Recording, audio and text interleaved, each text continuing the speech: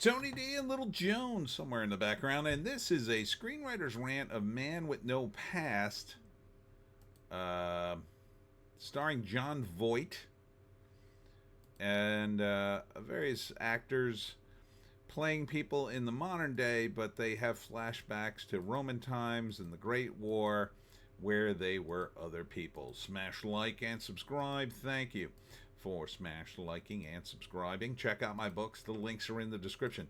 Comedy Horror in South Jersey. It's the Pineys, books 1 through 16. Available at Amazon.com. Don't forget, Kindle Unlimited is free. Excuse me.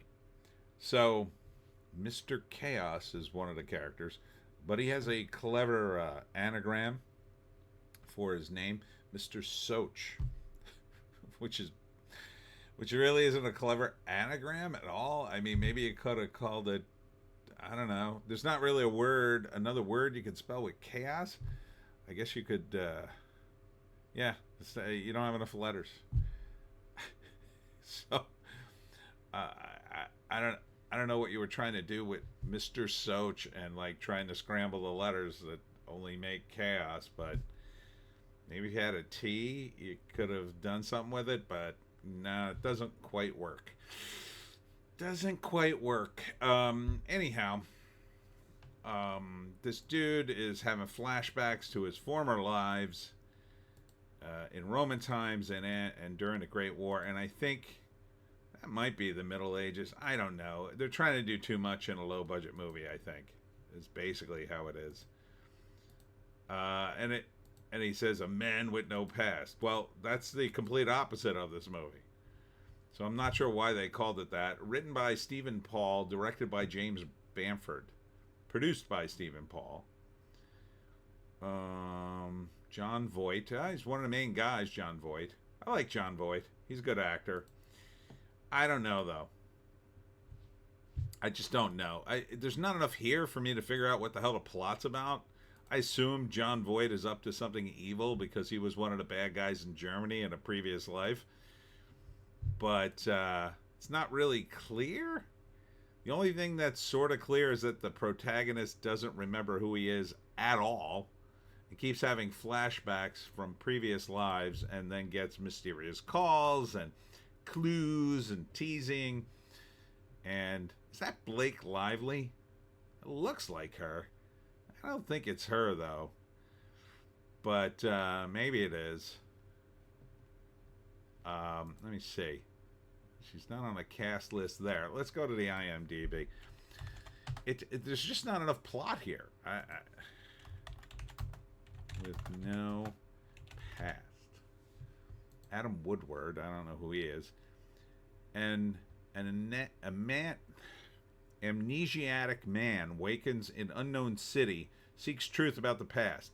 Aided by allies, infiltrates powerful gang, engages in time-transcending battle while fate looms. Like, you're not even doing complete sentences in these synopsises anymore. If you're not even going to take the time to make... And look at this movie poster. Did someone say, hey, you remember Terminator? That had a good poster. Do that. Because that's very close. That's the Terminator 2 movie poster, I believe. I'm almost sure. Let's look at Terminator 2. There it is. Yeah, that's it exactly almost. Yeah. Except he's got an extra gun. Like, he just has the shock. That's very similar. It's very similar. I'm not sure why you would do that.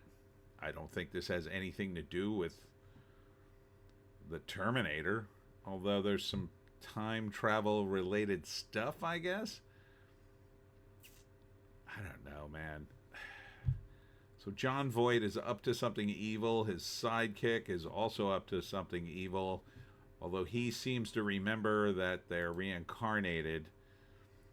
Who the heck is the Blake Lively girl, though? That's not Blake Lively, I don't think, unless they really cut her out of the might be Charlotte Weston or Weston. Okay, so it's definitely not Blake Lively. She kind of looks like her, though, to me. So, I don't know. I don't know what they're doing with this movie. I mean, you gotta explain the plot. the plot's something. Like, what is John Voight doing that's evil? He's building a city. That's not inherently evil, Hollywood. I know. You associate that with Donald Trump probably and say, oh, it's evil. It's evil. Oh, yeah, let's make him a real estate tycoon. He's rich. He must be evil. I mean, the only thing missing is Alan Rickman's accent. You got to give us something here. There's nothing here. I don't know. First act, dude wakes up with amnesia. The oldest, dumbest trope in the book. I should just do one whole video railing against why you shouldn't make characters with amnesia. It's such a trope. Yeah, it gives you an excuse for the character to go, oh, what is this? What is this? Who am I? I don't know. I'll have to go here. Oh, oh, I know you, but I'm not going to tell you right away who you are. Really? You're going to spend half the movie him wandering around trying to figure out who he is? That doesn't make for a good movie. It feels like a screenwriter reaching for bits of a personality, like he's writing the screenplay as the movie is progressing. Skip the amnesia. It doesn't make any sense. Here's a thought. Make them know everything. Make them know all the information we need to know as an audience, and then present it to us in an interesting way. It just smacks of movies that they don't really know where they're going. They're kind of meandering around while they're writing a screenplay, and they didn't do enough rewrites to really... Like, I get writing a screenplay or story, and I often write the Pineys this way. I sort of do like a draft where I like burn through most of the story and just, I don't really polish it the first time through. I kind of keep going back and polishing it from page one, but ultimately I wait until I get to the end to go back and polish it, because then I could add the foreshadowing and other things that I didn't really know that were happening because I hadn't gotten to the end yet. And I understand that in a screenplay, but this screenplay feels like you skipped that process, that you just blasted through a draft of it, throwing in every trope you could for reincarnation, time travel, and having amnesia, and you cut together this sort of vague trailer. So first act, he doesn't remember who he is. Second act, he explores, trying to figure out who he is and retraces his steps, and he gets all various clues, and he keeps seeing people he met in a former life, and he doesn't know who to trust.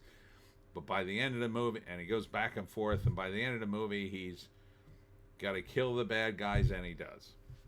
Something like that. I mean, if you're not going to make any effort in the trailer or the movie, why should I make an effort to analyze it? It's just a shame, because John Voight is a good actor. I mean, the man was in Deliverance. But the best you can do these days is put him in a suit and make him the villain, I guess. I don't even know if he's the villain. Maybe he's a good guy. But what I do know is there seems to be a lot of this sitting around in an old hotel room listening to the phone. Does this take place in the modern day? Because that's a pretty old-looking phone. I mean, maybe it doesn't. Maybe it takes place in the past. I mean, Mr. Soch. Mr. Soch, it's Chaos. He cleverly disguised his name as Chaos.